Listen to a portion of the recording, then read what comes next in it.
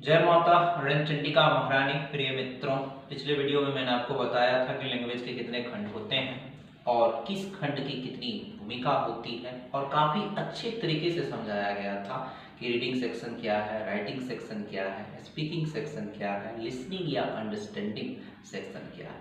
अब हम उससे थोड़ा सा दो कदम नहीं कर सकते, 2 इंच आगे बढ़ें और अपने ज्ञान को विस्तार करने हेतु प्रयासरत हों। अब यहाँ पर ध्यान दीजिएगा, लैंग्वेज LANGUAGE, लैंग्वेज का अर्थ भाषा, यानी जो आप और हम वार्तालाप करते हैं, हम हिंदी या इंग्लिश में बात करते हैं, मैथिली में करते हैं, और लिटरेचर में साहित्य।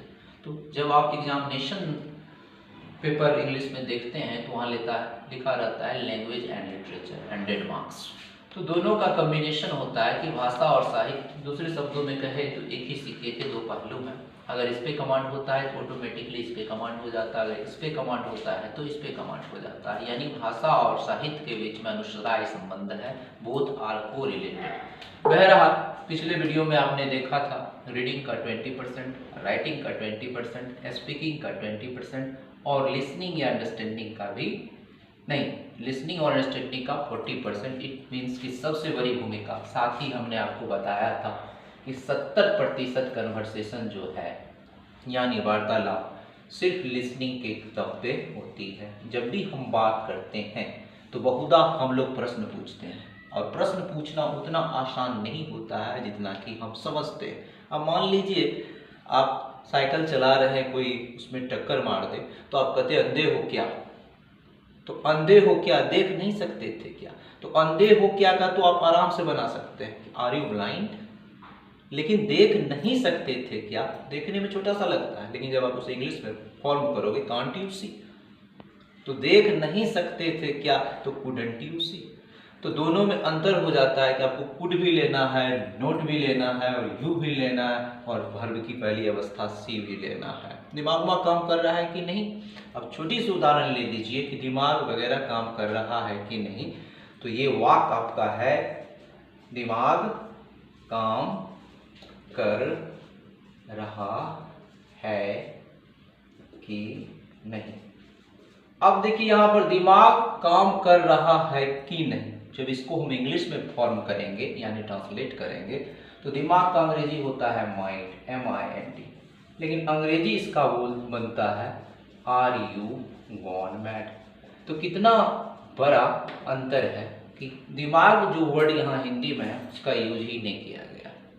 तो ये सबसे बड़ी महत्वपूर्ण बिंदु है जिसपे हमें गौर करना पड़ेगा कि हम शब्द को अंग्रेजी में ढाल करके, यानी जो जो शब्द वहां लिखा हुआ है उसी के अनुसार अंग्रेजी में फॉर्म करें तो कदापि हम अंग्रेजी बोलना एटलीस्ट तो नहीं सीख पाएंगे, क्योंकि टेक्निकली चीज़ों को समझना पड़ता है कि उसका सेंस क्या है, भाव क्या है। जब आप भाव को समझ पाएंगे तो इंग्लिश में आप आराम से अपनी भावनाओं को एक्सप्रेस कर पाएंगे।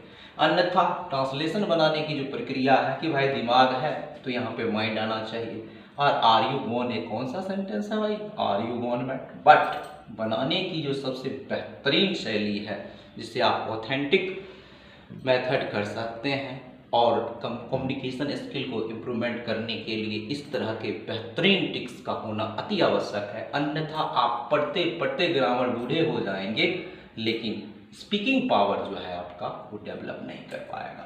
बहरहाल एक छोटा सा उदाहरण आप यहाँ पर देखें, फिर एक दूसरा उदाहरण देखिए, कृपया मेरी बात सुनिए।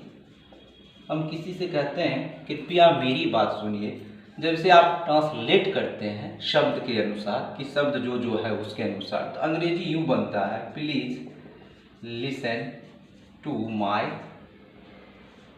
स्टेटमेंट। अर्थात स्टेटमेंट का अर्थ हो गया बात, सुनना का अर्थ हो गया लिसन, मेरी का माई। लेकिन हम कभी ऐसा नहीं बोलते हैं, हम बोलते हैं प्लीज लिसन टू मी। तो कृपया मेरी बात सुनिए यानी कृपया मुझे सुनिए। तो ये छोटी छोटी बातें, मैं बातें बताता हूँ बहुत छोटी, लेकिन होती है वो बहुत कमाल की, जो कि भविष्य में जाकर के आपके लिए बहुत बड़ा वरदान साबित होगा। फिर तीसरा एग्जाम्पल ले लीजिए, तुम्हारी बस छूट सकती है या ट्रेन छूट सकती है। तो अब यहां पर तुम्हारी बस छूट सकती है, तो योर बस में मिस, ऐसा कोई सेंटेंस नहीं होता।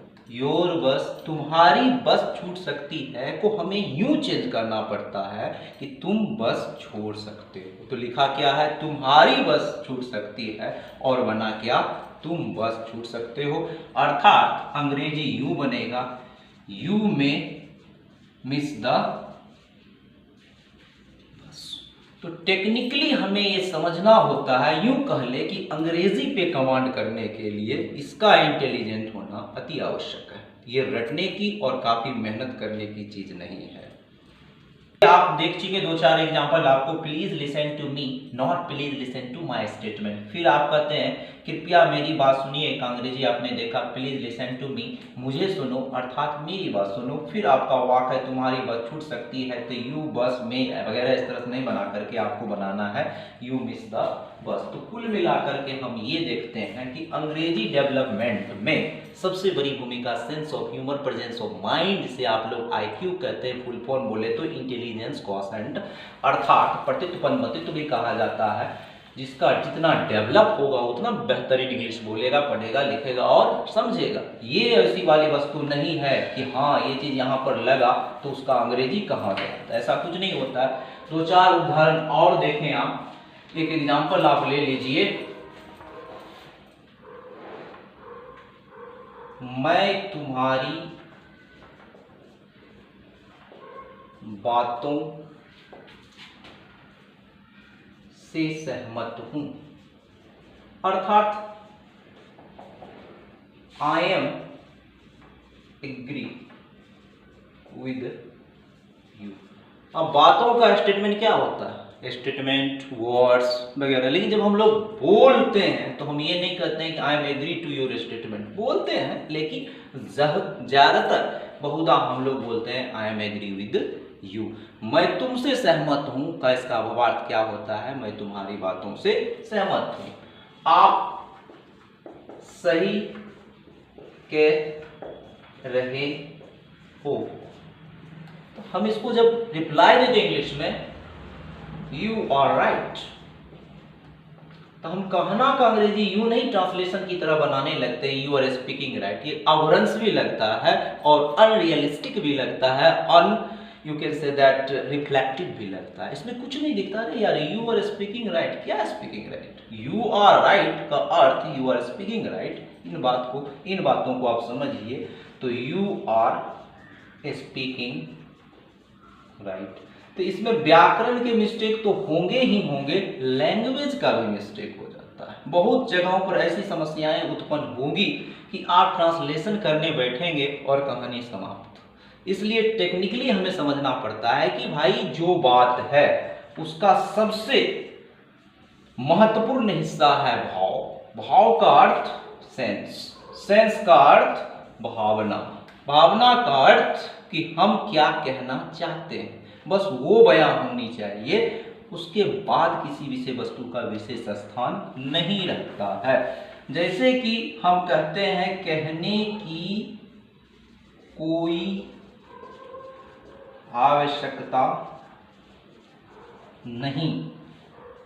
अब इसे हम दो तरीके से ले लेते हैं बनाने के दरमियान। अब कहने की कोई आवश्यकता नहीं का अंग्रेजी नो होता है, सबसे पहले नो को ही ले लेते हैं। तो ये अंग्रेजी और हिंदी के बीच के डिफरेंस को समझिए।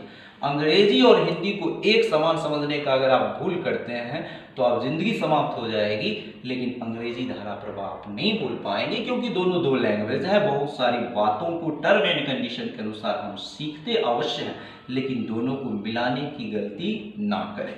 तो नो नीड टू से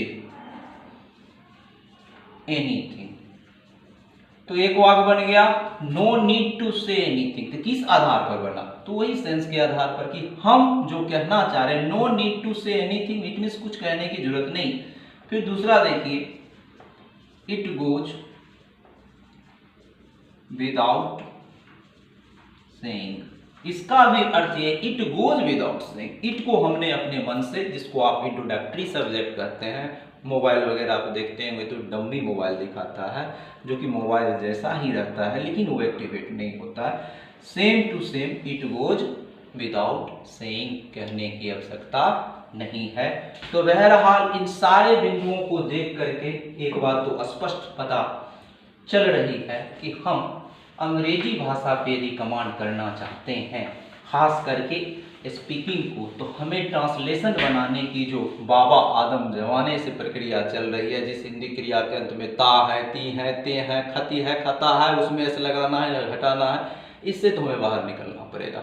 बिकॉज ट्रांसलेशन और कम्युनिकेशन स्किल में बहुत अंतर होता है। कम्युनिकेशन स्किल का अपना एक साइंस है, इसकी अपनी एक साइकोलॉजी है, जिस साइकोलॉजी को हमें समझना होता है।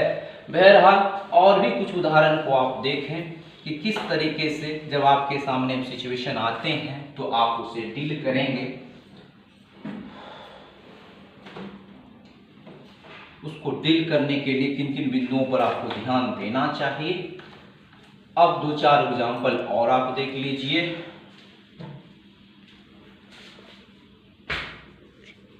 दिल तो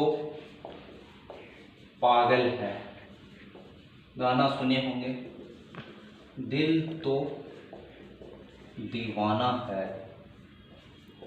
फिर मान लीजिए दिल तो परवाना है।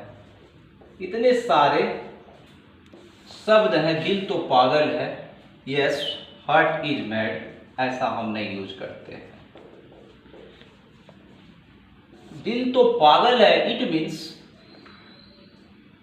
हार्ट इज अनकंट्रोल,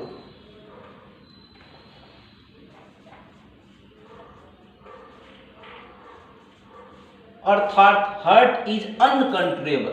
अनकंट्रोलेबल, हम हार्ट पर कंट्रोल नहीं कर सकते। अनकमांडेबल कहिए, हार्ट इज अनकंट्रोलेबल कहिए कि हम हार्ट पे कमांड नहीं कर सकते हैं, तो कहते हैं दिल तो पागल है, दिल तो दीवाना है। फिर एक और उदाहरण ले लीजिए। तुम्हारी नजरों में हमने देखा, अजब या गजब जो भी कहता हो, कि चाहत झलक रही। गौर कीजिएगा, और ये अंतिम उदाहरण है इस वीडियो का। फिर नेक्स्ट वीडियो में आगे की बातें मैं बताऊंगी।